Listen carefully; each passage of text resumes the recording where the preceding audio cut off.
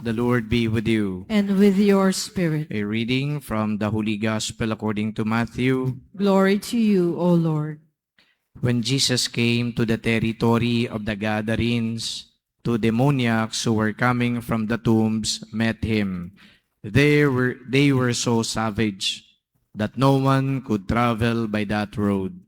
They cried out, "What have you to do with us, Son of God? Have you come here to torment us before the appointed time?" Some distance away, a herd of many swine was feeding.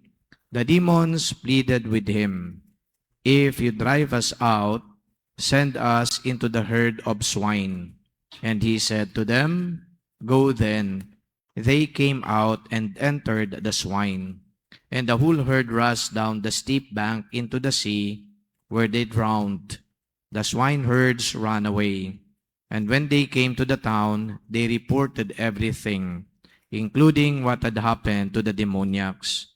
Thereupon, the whole town came out to meet Jesus, and when they saw him, they begged him to leave their district. The Gospel of the Lord. Praise to you, Lord Jesus Christ. Magandang tanghali po sa inyong lahat. Meron po ba kayong na-visualize o nakitang parallelism nung binanggit pa lang yung mga unang linya ng Gospel? Sabi dito, two demoniacs who were coming from the tombs met him.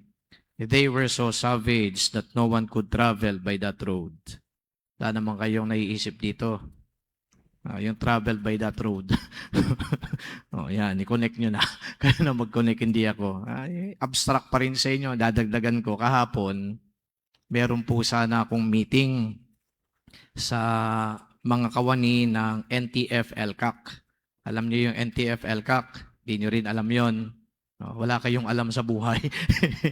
National Task Force for Ending Local Communist Insurgency. Ayan po yung NTF-ELCAC.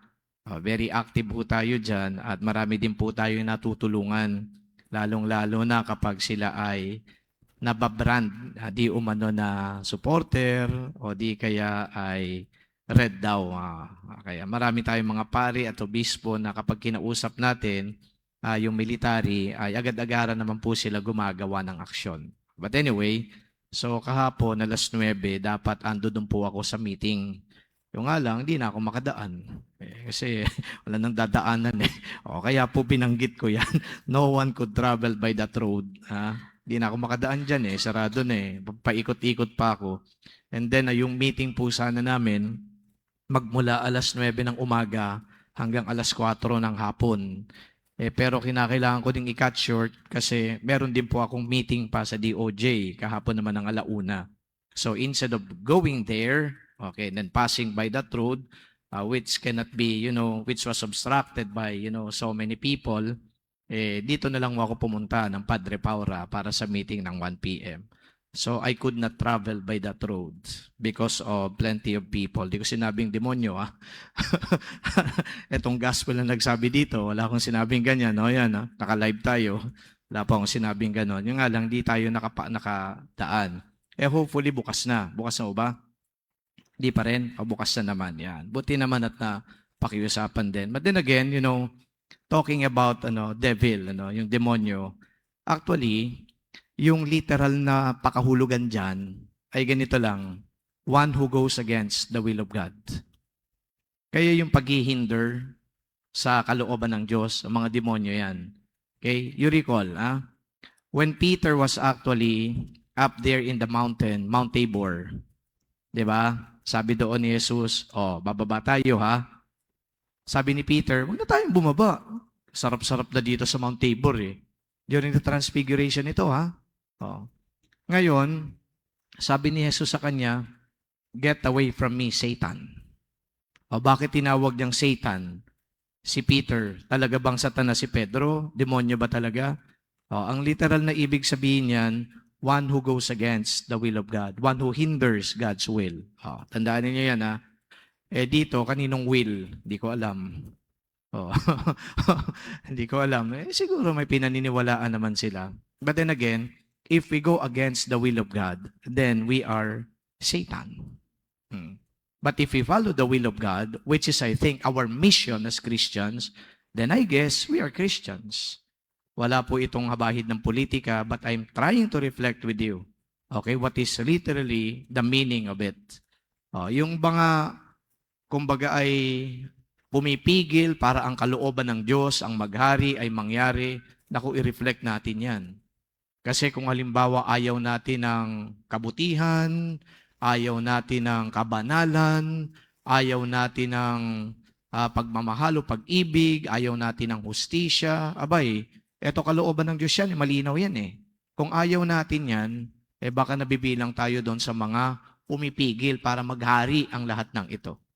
So I guess, etong maliit na bagay lang, etong detalye na to, napakalaki na ng implication yan sa pamumuhay natin bilang mga Kristiyano.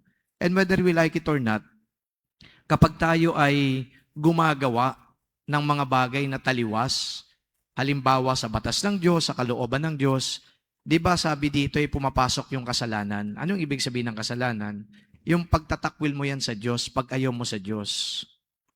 Kaya, sa bawat minuto o pagkakataon na tayo ay lumalabag dyan sa kalooban ng Diyos, sa utos ng Diyos, we are going to the side of the devil.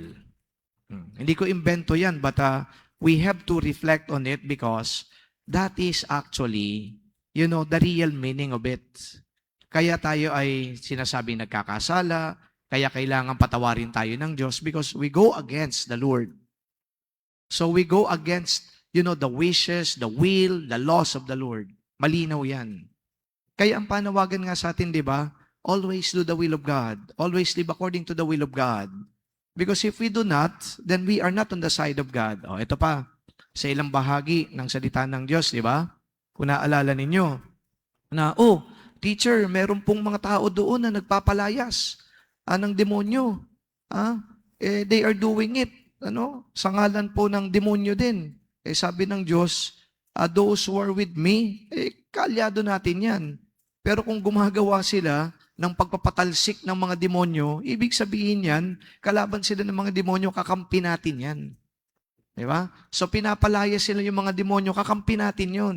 Di natin kalaban yun. So we should always be on the side of God.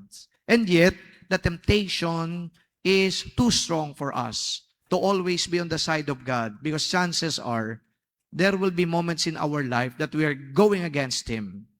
Ako bilang pare, I cannot just pretend na araw-araw ng buhay ko, nasa panig ako ng Diyos. Nagkakasala ang tao. Yun nga lang, sa pagkakasala natin, dapat may realization na nagkasala tayo, sinuway natin ang Diyos, at ando doon yung pagnanais na sana maibalik ko yung relasyon ko sa Diyos. Yun naman ang pagkakaiba dito.